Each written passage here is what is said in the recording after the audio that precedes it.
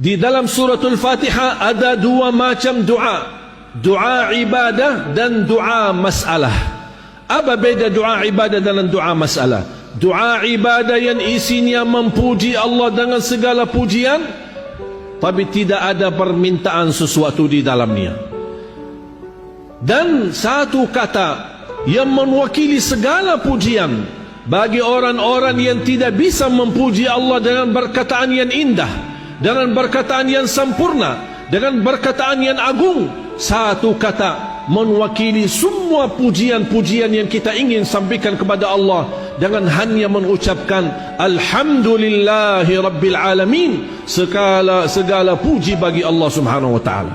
Bagi orang yang awam yang merasa dirinya tidak bisa memuji Allah, jangan sedih, jangan khawatir. Dalam sebanyak-banyak mengucapkan Alhamdulillahi Rabbil Alamin, anda sudah mewakili segala pujian dan memuji Allah dengan perkataan yang tersempurna dan yang terbaik. Dan itulah yang disebutkan doa ibadah, yang kita puji Allah tapi tidak di dalamnya ada permintaan.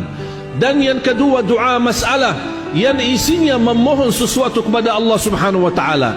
Dan sebaik-baik doa selalu diawali dengan doa ibadah, memuji Allah, baru kita masuk kepada tahap meminta kepada Allah. Dan sebaik-baik permintaan ihdinas siratal mustaqim, baru memohon kepada Allah sesuatu yang lain yang kita harapkan. Ma'asyiral muslimin yang dimuliakan Allah Subhanahu wa ta'ala, Al-Fatihah merupakan doa bagi kita semua. Bagi orang-orang yang tidak bisa berdoa, yang tidak bisa mempanjatkan permohonannya kepada Allah, tapi keinginannya banyak, hajatnya banyak, keperluannya banyak, tapi dia tidak mengerti bahasa-bahasa doa yang pas atau yang paling enak atau yang paling tepat untuk kita memohon kepada Allah. Jangan khawatir, dengan kita membaca Al-Fatihah, apapun yang kita niatkan akan Allah kabulkan hajat kita.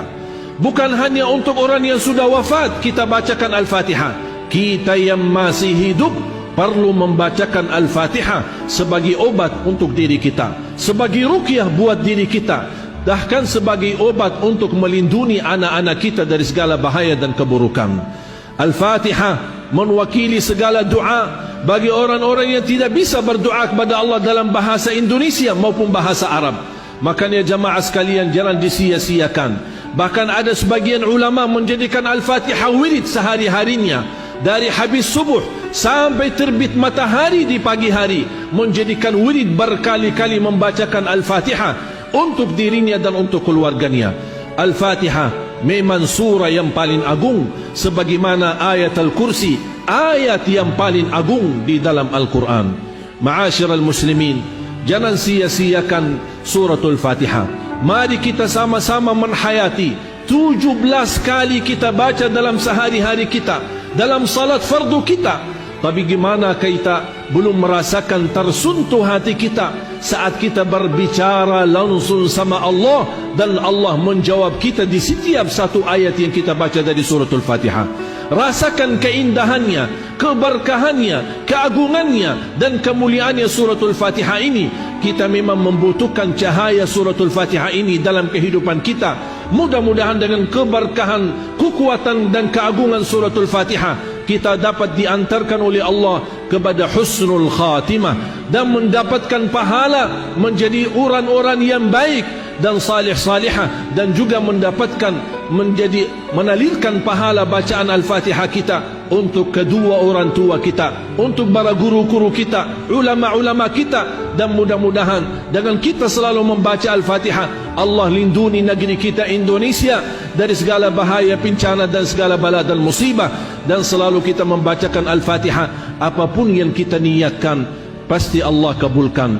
Ada orang membaca demi hidayah, ada orang yang membaca demi petunjuk, ada orang yang membaca demi kemudahan rezeki, ada orang yang membaca untuk merubah doa bagi orang tuanya, ada orang yang membacanya untuk anaknya, ada orang yang membacanya supaya dia selamat dan lancar segala urusannya. Apapun yang kita niatkan, kita ingat firman Allah, qul huwa lilladzina amanu hudan wa shifa. Al-Quran itu dan segala isinya, apalagi surah yang paling agung, petunjuk dan syifa, obat dari segala penyakit batin maupun penyakit